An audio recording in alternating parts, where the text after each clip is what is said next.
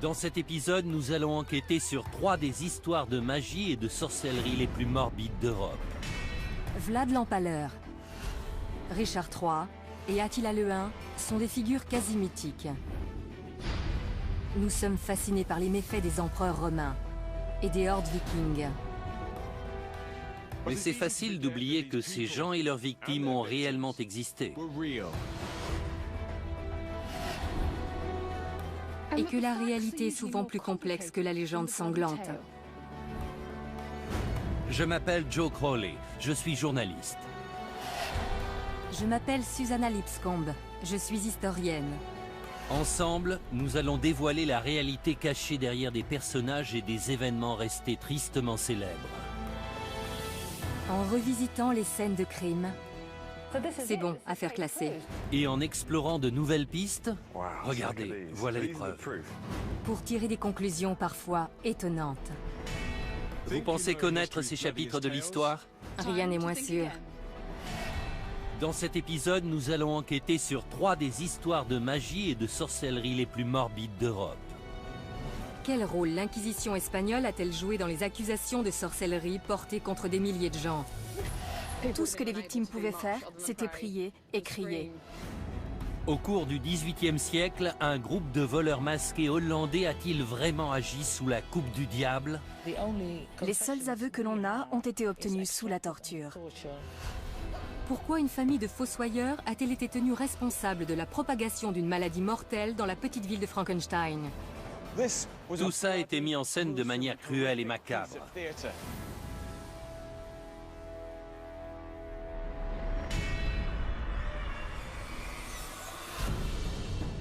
Novembre 1610. 30 000 personnes se rassemblent dans le nord de l'Espagne pour assister à l'exécution d'un sabbat de sorcières.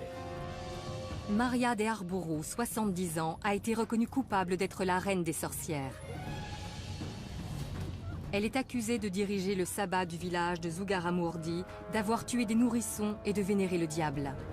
Des mois durant, Maria et le reste de son assemblée étaient aux mains de la redoutable Inquisition espagnole. Au terme de cet interrogatoire, 6 d'entre eux vont être condamnés au bûcher et brûlés vifs. Mais Maria et les autres étaient-ils réellement coupables ou étaient-ils victimes d'une conspiration de l'Inquisition? Dans un recoin des Pyrénées, à 360 km de Madrid, se trouve le village isolé de Zugarramurdi. Au début du XVIIe siècle, ce village a été la cible d'une des organisations les plus redoutées, l'Inquisition espagnole.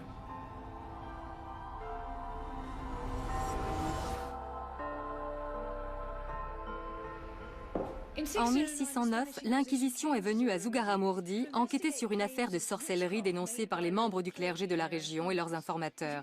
Le village a depuis ouvert un musée entièrement dédié à cette affaire. Les noms des gens qui y étaient mêlés y sont référencés. Parmi eux figure Maria de Arbourou, accusée d'être la reine des sorcières. Instaurée à la fin du XVe siècle, la mission de l'Inquisition était de maintenir la pureté de l'Église et de superviser les Juifs et les musulmans convertis au catholicisme. L'historienne locale, Idoia Mentaberi, a enquêté sur l'affaire de sorcellerie de Zugarramurdi. Que s'est-il passé quand l'Inquisition a débarqué dans le village? Ils sont arrivés vêtus de leurs robes. Il y avait de quoi avoir peur. Ils ont arrêté des femmes, des personnes âgées et même des enfants. Le plus jeune avait 9 ans. Ils ont créé une telle atmosphère de panique et de peur que les villageois ont vite commencé à s'accuser entre eux pour tenter de sauver leur peau.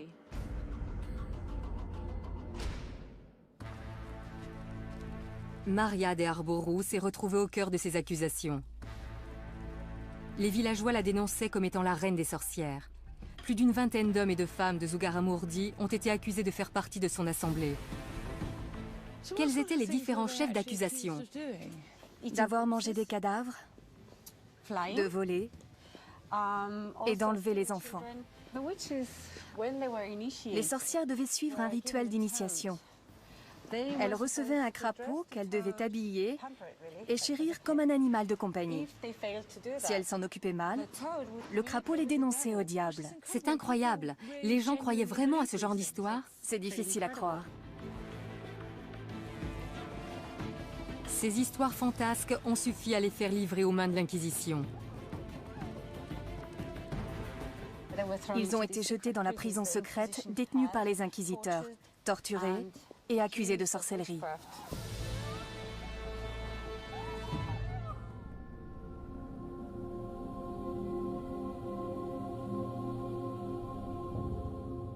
Idoia a décrit les terribles événements qui se sont tenus ici au XVIIe siècle. Mais j'aimerais comprendre comment ces habitants d'un coin reculé de la montagne ont pu croire en ces histoires au point d'exécuter d'autres villageois.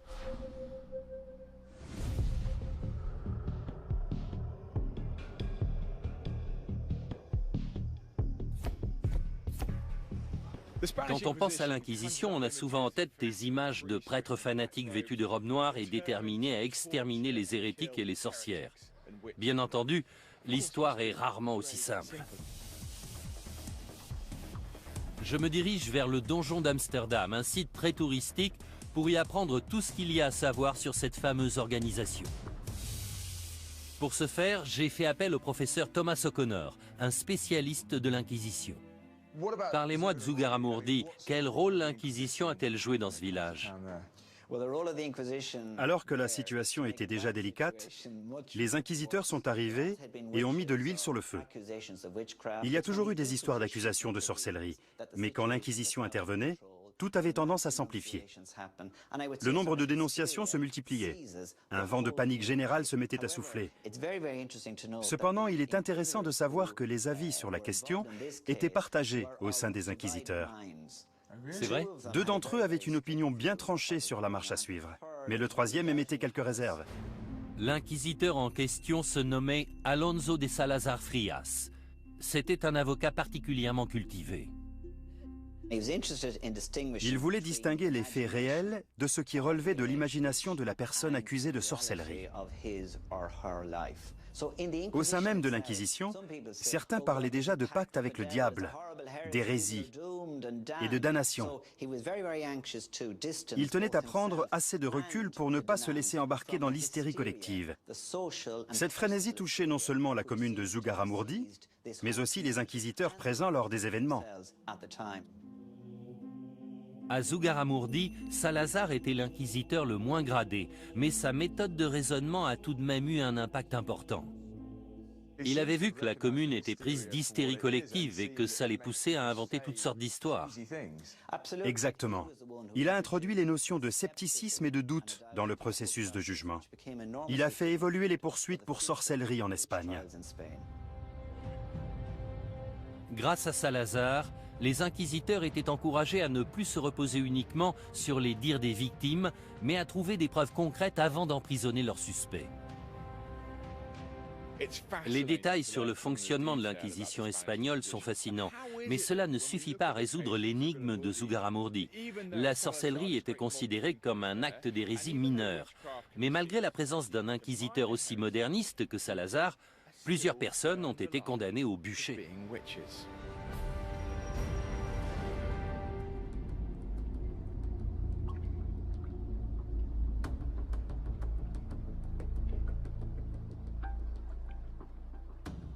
Joe a révélé l'impact tragique qu'a eu l'Inquisition espagnole sur le village de Zugarramurdi. De mon côté, j'aimerais savoir ce qui poussait ces villageois à croire que des sorcières vivaient parmi eux. Que s'est-il vraiment passé? Des gens affirmaient qu'une fois la nuit tombée, des sorcières les avaient emmenés de force dans leurs repères. Il me faut plus d'informations. Les gens inventaient-ils ces histoires ou est-ce qu'elles cachent autre chose?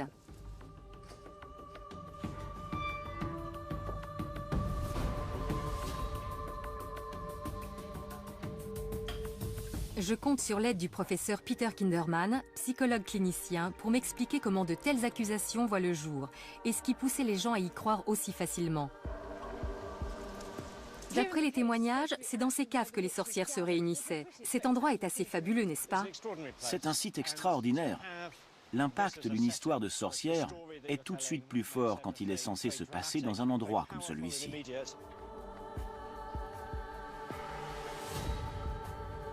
Une fois lancée, une rumeur est difficile à stopper.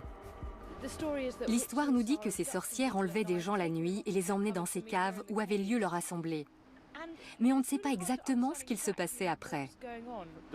Pour commencer, il faut garder à l'esprit qu'à cette époque, les histoires de sorcières, de démons, de vie après la mort faisaient partie du quotidien des gens. Comme les téléphones, les avions et les armes nucléaires font partie du nôtre aujourd'hui. Les gens expliquaient ce qui leur arrivait à partir des connaissances qu'ils avaient du monde. La peur d'être torturés et brûlés vifs poussait les habitants de Zugarramurdi à émettre de folles accusations sur leurs voisins. Les gens vivaient dans la terreur. Il suffisait qu'un suspect interrogé finisse par avouer en impliquant une ou deux autres personnes pour que les accusations se multiplient. Ce phénomène ne se limitait pas à Zugarramurdi. Dans toute la région, plusieurs villages se sont mis à dénoncer des pratiques de nature satanique. Le cadre idyllique de la montagne s'est alors transformé en un lieu de cauchemar.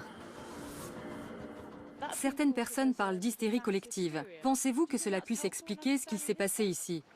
Le terme d'hystérie collective sous-entend que ces personnes étaient dérangées ou malades. Je ne pense pas que ça a été le cas.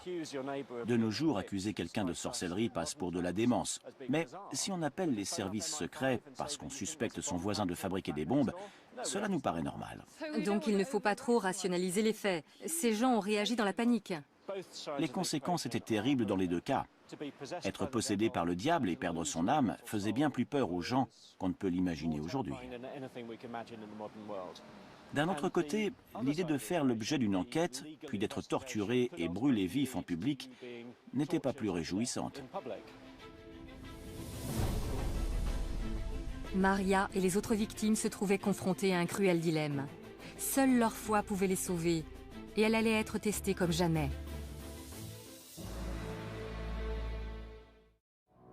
L'enquête menée par l'inquisiteur Alonso de Salazar a abouti à la libération de plusieurs suspects. Mais Salazar ne pouvait tous les sauver.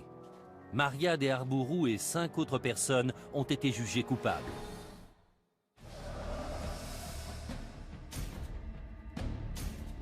Maria et son soi-disant sabbat font partie des quelques milliers d'innocents à avoir été brûlés sur une période de 300 ans. Mais comment se passaient ces mises à mort? Et pourquoi étaient-elles aussi barbares? Pour répondre à ces questions, je retrouve le professeur Alison Rowlands, spécialiste de l'histoire de la sorcellerie. Alison, quel sort attendait Maria et les autres accusés? Est-ce qu'ils avaient encore la moindre chance de s'en sortir? Ils auraient pu avouer qu'ils pratiquaient la sorcellerie. Un aveu aurait annulé la peine, même s'il se faisait alors qu'on les amenait au bûcher. Mais il faut prendre en considération la mentalité de l'époque. Les concepts d'au-delà et d'âme immortelle étaient au cœur de leurs croyances. Ces 6 individus ont sûrement pensé que faire de faux aveux aurait été un péché impardonnable.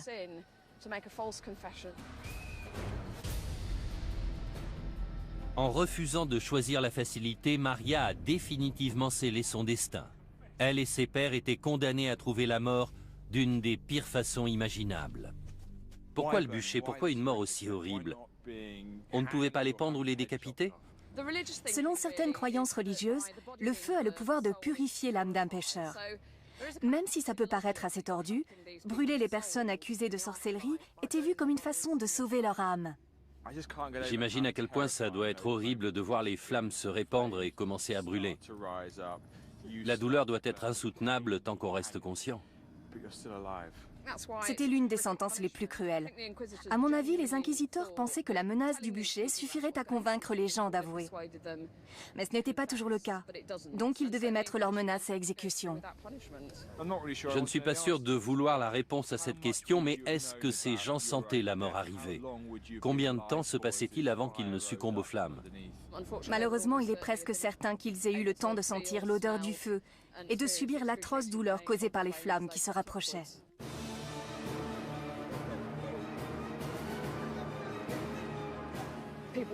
Ils étaient debout, attachés.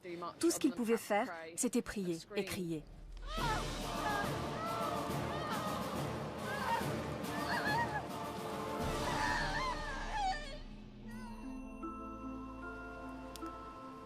Maria et les autres prétendues sorcières ont connu l'une des pires morts imaginables. Et dire qu'ils auraient pu en réchapper s'ils s'étaient repentis de leurs péchés. Cependant, Salazar a enclenché la fin de ces pratiques barbares. Son rapport à l'Inquisition a fait cesser les exécutions pour cause de sorcellerie en Espagne. Triste ironie du sort, les données qu'ils avaient récoltées à Zugarramurdi ont poussé l'Inquisition à gracier les sorcières du village seulement 4 ans après leur mort par le feu. «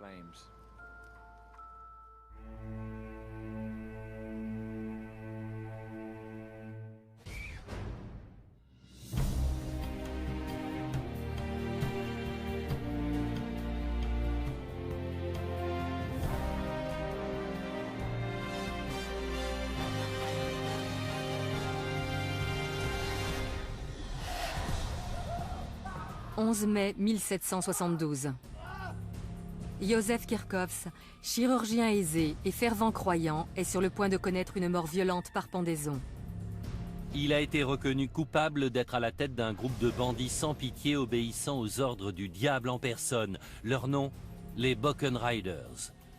Pendant des années, ces bandits ont fait régner la terreur le long de la frontière hollandaise.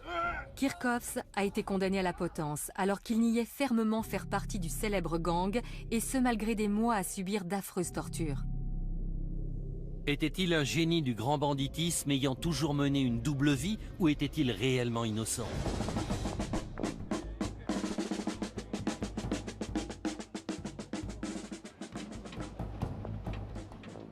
Les festivités qui ont lieu tout autour de moi sont organisées en l'honneur des héros du folklore hollandais, les Bockenriders. Bockenriders signifie les cavaliers du bouc. Les représentations de ces personnages sont nombreuses.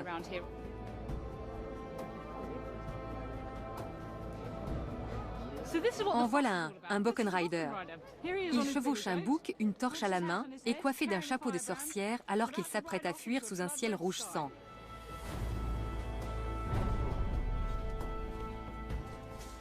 De nos jours, beaucoup de gens voient les Bockenriders comme des justiciers, une sorte de version hollandaise du légendaire Robin des Bois.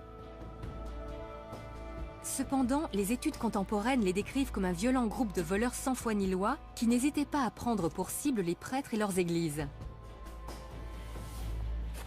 Au centre de ces récits se trouve l'arrestation du médecin local, le docteur Józef Kirchhoffs, en 1771. Il était accusé d'être à la tête de ces opérations. Mais était-il un justicier à la Robin des Bois ou un malfaiteur sous la coupe du diable ?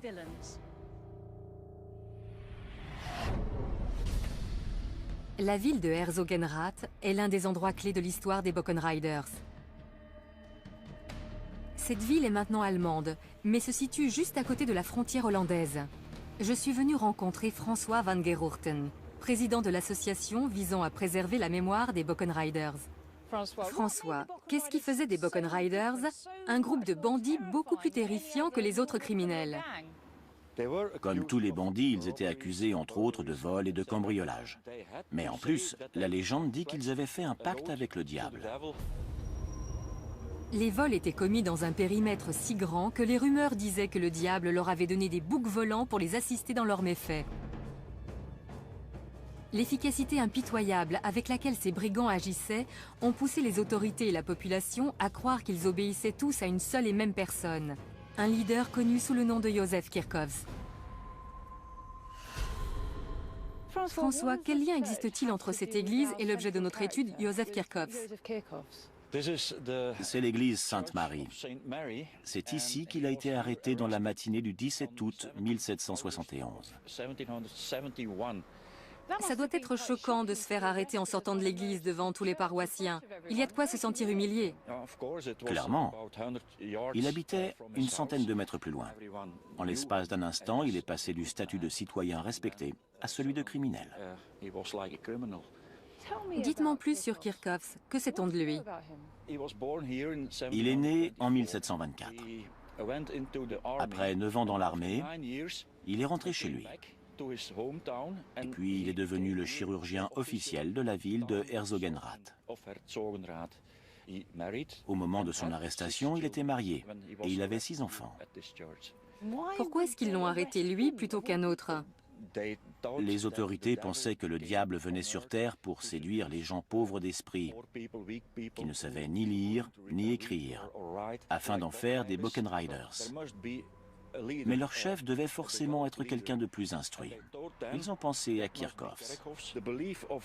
Ces accusateurs étaient persuadés qu'il menait une double vie. Aux yeux de ses concitoyens, il passait pour un bon chrétien, mais une fois la nuit tombée, il devenait le leader de ce groupe de criminels. C'est un peu comme Dr Jekyll et Mr Hyde. La formation militaire de Kirchhoffs pouvait certainement s'avérer utile au commandement d'un groupe de violents bandits. En plus de ça, plusieurs malfaiteurs présumés ont donné son nom sous la torture. Menait-il réellement une double vie? Était-il le chef tout-puissant de ce groupe de bandits? Je vais envoyer Joe consulter les archives officielles pendant que je me renseigne sur le fonctionnement des gangs.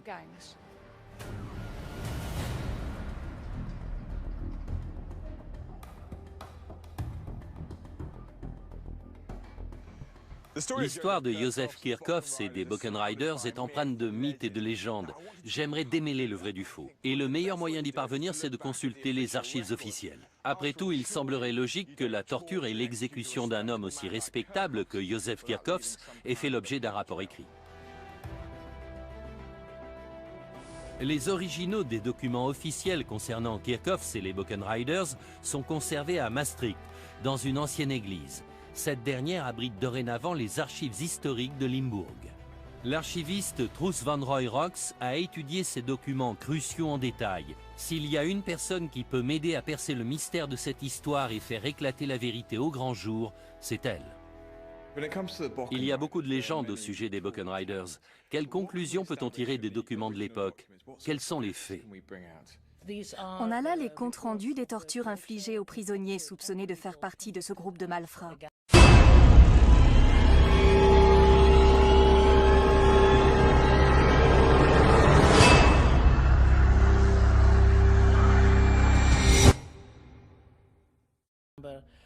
Ils étaient accusés d'entrer par effraction dans les maisons, les églises et les abbayes. Mais le mystère reste entier au sujet de la réelle culpabilité des prétendus Buchan Riders. Les seuls aveux que l'on a ont été obtenus sous la torture. C'est assez déroutant. On trouve ici des milliers de documents juridiques et pourtant, aucun d'entre eux ne prouve sans équivoque que Kirchhoffs ait été à la tête de ce réseau criminel. Les seules preuves sont de vagues accusations faites sous la torture. Est-ce qu'il y a des documents qui nous parlent un peu de Joseph Kirchhoffs et de son histoire personnelle? On a une description de lui dans une lettre de recommandation. Elle a été écrite en 1752, quand il était encore sergent dans l'armée. Elle dit qu'il était non seulement un chirurgien très talentueux, mais aussi un homme respecté et très croyant. Les gens n'en revenaient pas quand il a été arrêté. Ça semble un peu tiré par les cheveux qu'un homme aussi sympathique et attaché aux valeurs du christianisme se retrouve à la tête d'une cruelle organisation de malfaiteurs. Oui, il n'y avait aucune preuve concrète de sa culpabilité. Il avait seulement été dénoncé par d'autres suspects passés sous la torture. Clairement, la façon dont ces aveux ont été extirpés pose problème. J'aimerais en savoir davantage sur la nature de ces tortures. Le château où elles ont eu lieu existe toujours. On peut aller voir si vous voulez. Je visualiserai mieux. Ça ne fait aucun doute.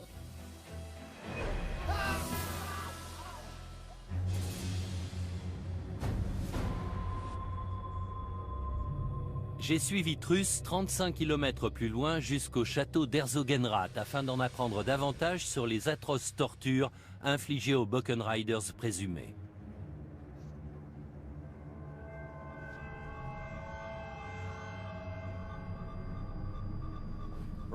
Regardez-moi tout ça. Comment ces effrayants outils étaient-ils utilisés? Il commençait avec les poussettes, d'abord sur un pouce, puis sur les deux.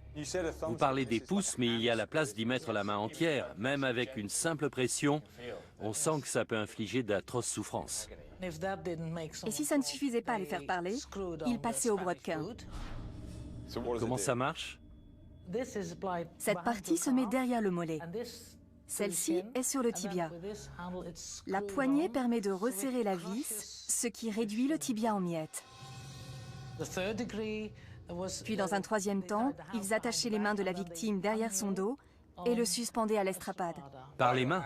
Oui, et les pieds ne touchaient pas le sol. Le poids du corps tout entier tirait sur les mains. Mais c'est possible, les bras doivent immédiatement se casser, non? Oui. Ils se cassent. Les organes éclatent et les épaules se disloquent. C'est le corps tout entier qui se retrouve réduit en bouillie. Certains rapports disent qu'au bout de seulement 5 minutes, les victimes criaient « Détachez-moi, je vais parler, je vais tout avouer, je n'en peux plus ».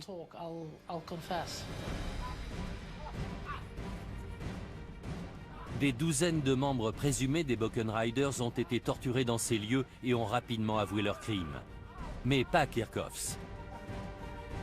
Il disait à ses tortionnaires « Messieurs, vous pouvez réduire mon corps en miettes, je n'ai rien à avouer ». Respectait-il la loi du silence ou était-il véritablement innocent?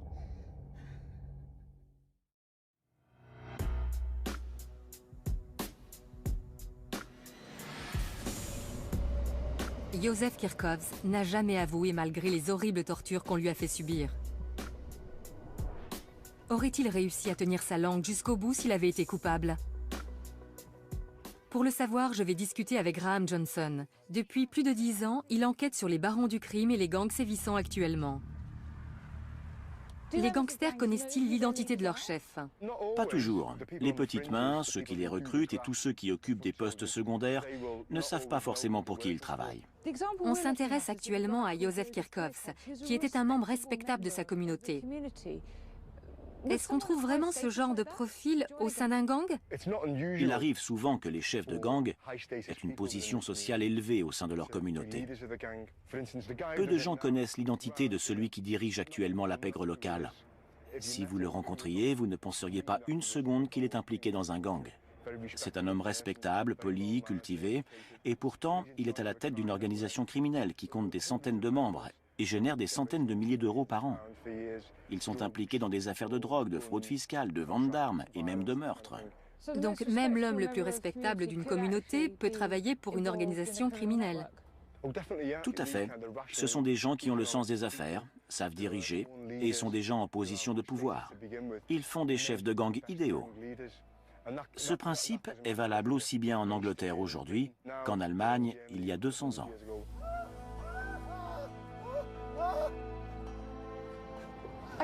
Quand je suis arrivée à Deptford, j'étais persuadée qu'un père de famille très croyant comme Józef Kirchhoffs ne pouvait en aucun cas être à la tête des Buchan Riders. Pourtant, les gangs d'aujourd'hui opèrent au sein de leur communauté dans le plus grand secret.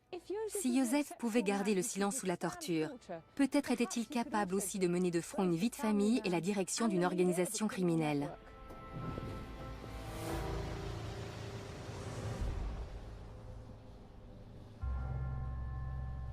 Malgré l'absence de preuves tangibles à l'encontre de Kirchhoffs, les juges étaient convaincus de sa culpabilité.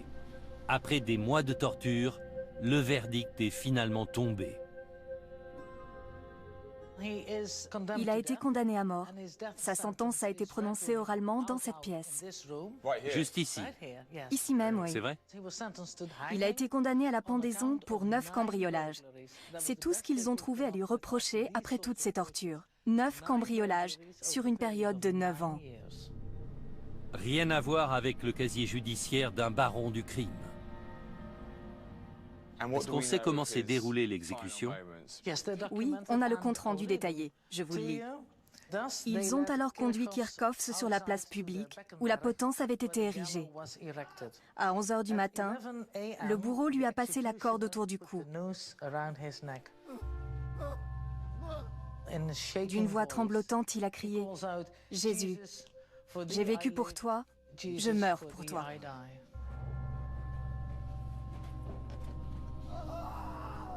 Vous pensez qu'il était impliqué dans cette affaire d'une manière ou d'une autre? Il est vraiment très peu probable qu'il ait pris part à leurs activités. Il n'y a pas la moindre preuve de son implication.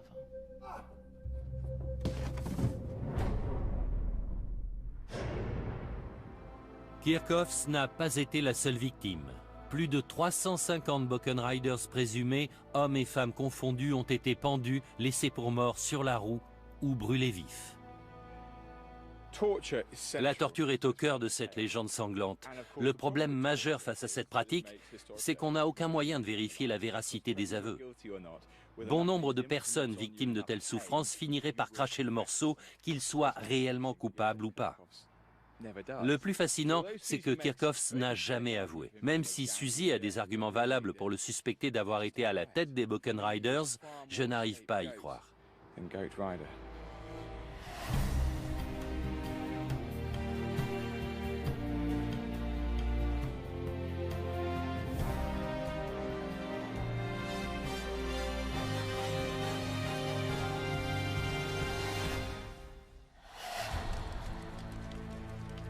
« 26 septembre 1606. Depuis des décennies, Wenzel Forster et sa famille sont les fossoyeurs de leur commune. Mais ce jour-là, c'est à leur porte que la mort a frappé. Forster, sa femme et ses domestiques vont être torturés puis brûlés vifs pour avoir répandu une épidémie meurtrière ayant causé la mort de plusieurs centaines de personnes. Ils étaient aussi accusés de cannibalisme, de nécrophilie et d'être les serviteurs du diable. Forster et sa femme ont-ils vraiment commis ces crimes sataniques? Ou ont-ils été victimes des préjugés et de la panique ambiante?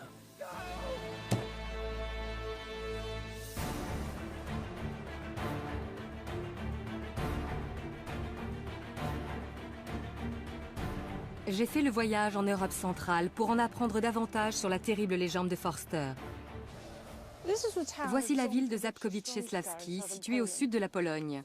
Depuis des siècles, elle est le nœud commercial de cette zone rurale. Ce n'est pas le genre de ville qu'on s'attend à voir faire la une des journaux. Pourtant, en 1606, cette magnifique feuille d'information illustrée a été publiée à son sujet. Cet ancêtre des journaux d'aujourd'hui raconte l'histoire qui a fait connaître cette petite ville. Mais à l'époque, Zabkowice portait un autre nom. Elle s'appelait Frankenstein. C'est en 1818 que Mary Shelley a écrit son célèbre roman gothique racontant la vie de Victor Frankenstein et du monstre qu'il avait assemblé à partir de morceaux de corps humain.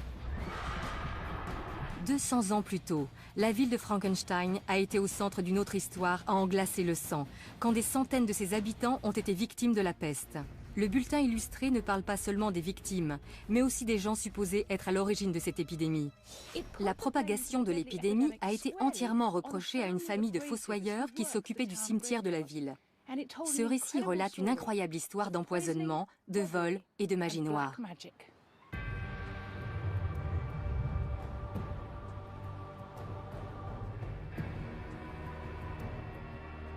Au banc des accusés se trouvait Wenzel Forster, le fossoyeur en chef, mais aussi sa femme, ses domestiques et ses assistants.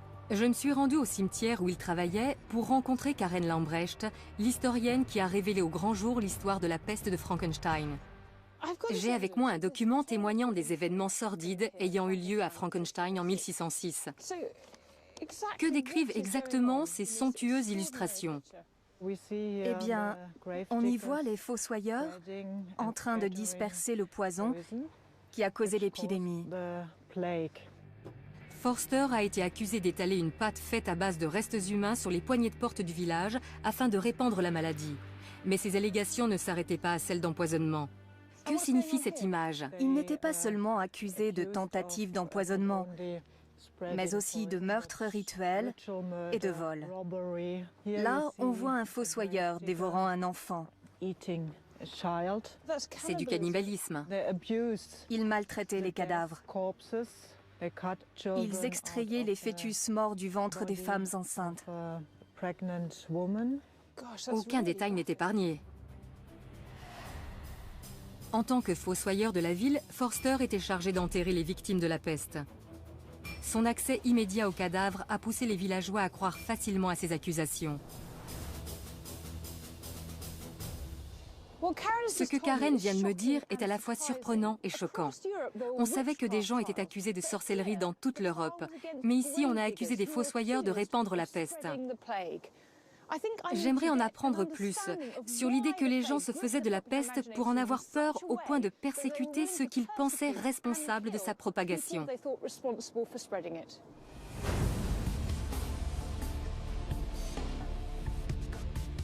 Je suis à Londres où 100 000 personnes sont mortes de la peste 60 ans après l'épidémie de Frankenstein. Je retrouve le professeur Robert Jout, un historien médical, à l'église Saint-Bride où reposent des centaines de victimes de la peste. Robert, pouvez-vous m'en dire un peu plus sur la peste? Sait-on combien de victimes elle a fait à Frankenstein? D'après les rapports de l'époque, il y a eu environ 1500 décès. C'est un chiffre assez élevé. Un quart de la population a trouvé la mort en l'espace d'1 ou 2 semaines. La mort était fulgurante. Et elle frappait sans prévenir, n'est-ce pas? C'est ça. Dans certains cas, les gens se levaient le matin comme si de rien n'était, puis mouraient dans la journée. C'est une mort aussi terrible que soudaine. Les gens en étaient terrifiés. Dans ces conditions, les victimes ne pensaient pas s'être assez préparées au jugement dernier. Ça les effrayait plus que tout. Quand la peste frappait, les églises débordaient de demandes d'inhumation. Il était impossible d'enterrer tout le monde convenablement. Regardez ça.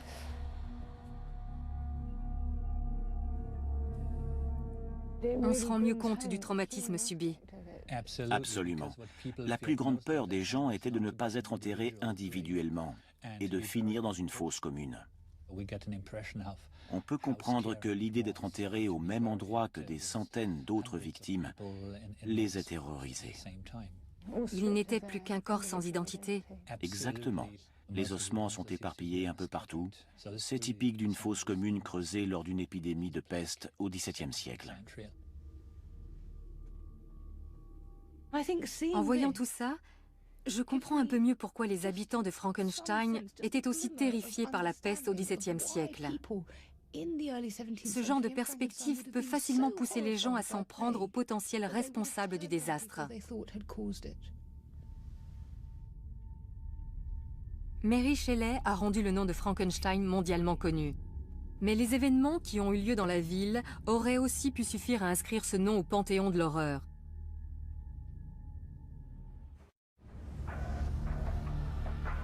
Suzy a découvert qu'un quart de la population de Frankenstein a succombé à la peste.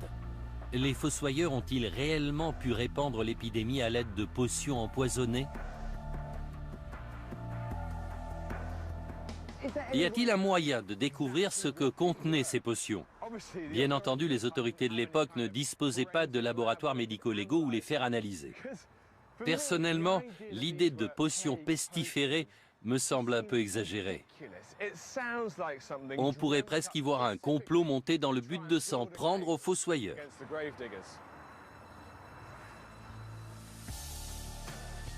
Les voisins de Forster étaient persuadés qu'au lieu d'enterrer les morts, ils se servaient de leurs cadavres pour concocter une potion donnant la peste. C'est génial ici. Je vais m'entretenir avec le chercheur Jürgen Mischke pour découvrir ce que fabriquaient les Forster.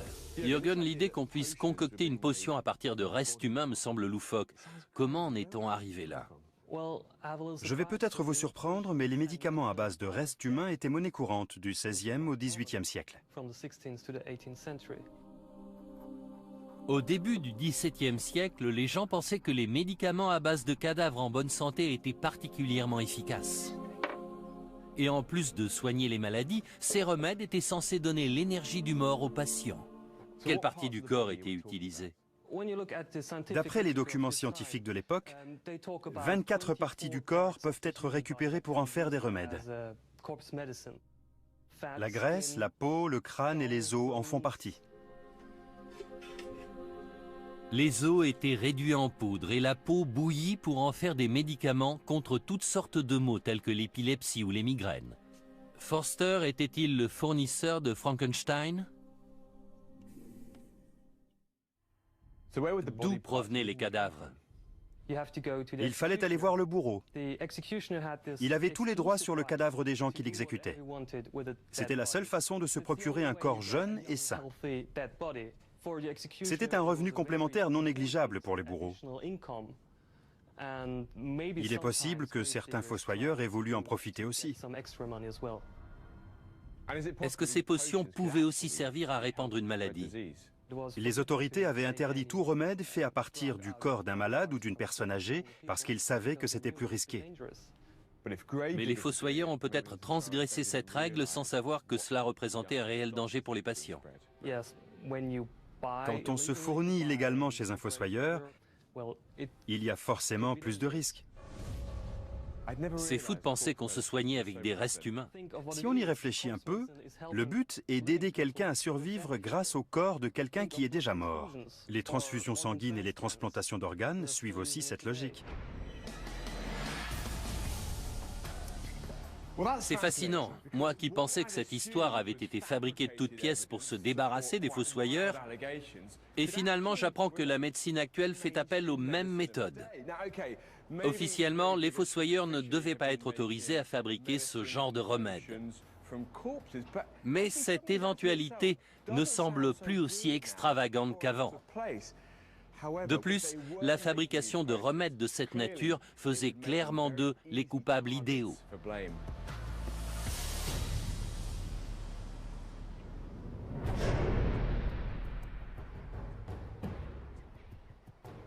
Joe a découvert que Wenzel Forster dirigeait peut-être un laboratoire clandestin de fabrication de médicaments à base de cadavres. Leur activité a pu être à l'origine de la propagation de la peste, même involontairement. Mais tout ça n'explique pas les autres sordides chefs d'accusation portés contre lui et son entourage. De retour en Pologne, je vais visiter avec Karen les cachots situés sous la mairie. C'est ici que les fossoyeurs sont censés avoir été retenus prisonniers. J'espère y découvrir pourquoi ils ont été accusés de vol, de cannibalisme et de nécrophilie. Ils étaient accusés d'être les serviteurs du diable. Il leur aurait ordonné de répandre le poison pour annihiler la population. Ils avaient surnommé les fossoyeurs les chiens de chasse du diable. Les fossoyeurs étaient souvent marginalisés par le reste de la population qui les associait à la mort. Cela faisait d'eux la cible facile d'accusations macabres. Ça paraît invraisemblable. Qu'est-ce qui poussait les gens à croire que les fossoyeurs étaient capables de telles horreurs? Comme ils vivaient dans un climat de terreur, les villageois étaient à cran. Les autorités locales se devaient d'agir. En plus de Forster et sa femme, 6 autres personnes ont été arrêtées et accusées de répandre la peste. Avec la communauté tout entière convaincue de leur culpabilité, ils n'avaient aucune chance de s'en sortir. Frankenstein voulait leur mort. Les autorités tenaient à obtenir des aveux de la part des fossoyeurs ainsi que les noms d'autres membres de leur famille impliqués. Les tortures qui leur ont été infligées pendant l'interrogatoire ont fini par les faire craquer. Le trajet vers l'endroit de leur exécution a débuté ici, dans les cachots de la mairie, où Forster et les autres avaient été emprisonnés et torturés. Ensuite, ils ont été transportés à travers toute la ville, installés en évidence sur une charrette pour que la population assiste à leur sentence et sache ce qui arrive aux gens coupables de tels crimes. Après tout, le but de cette mise en scène cruelle et macabre était d'être vu par le plus grand nombre possible d'habitants. Tout Frankenstein tenait au bon déroulement de cette exécution. Ils étaient persuadés que la mort de Forster et de son entourage mettrait un terme aux ravages de la peste. Voici les anciennes frontières de la ville. Les douves se trouvaient ici. Au moment où Forster et les autres les traversaient, ils étaient déjà couverts de blessures. En plus des châtiments corporels, ils subissaient une véritable humiliation publique. Forster avait non seulement empoisonné ses voisins, mais aussi trahi son serment de servir la communauté. Déjà accablés par leurs blessures, les Forster ont fini par arriver ici, en dehors des limites de la ville, sur la colline des Potences. À ce moment-là, ils devaient espérer que leur heure est enfin sonnée. Ce n'était pas le cas. On a d'abord coupé les mains droites de Forster et de son assistant. Ensuite, les mains ont été clouées au pieu où ils seraient attachés pour mourir. Puis, pour le crime de nécrophilie, l'assistant de Forster a été castré. Prochaine étape, le bûcher. Forster et 3 autres fossoyeurs ont été attachés à des pieux. Les feux ont été allumés tout autour d'eux pour qu'ils meurent brûlés vifs.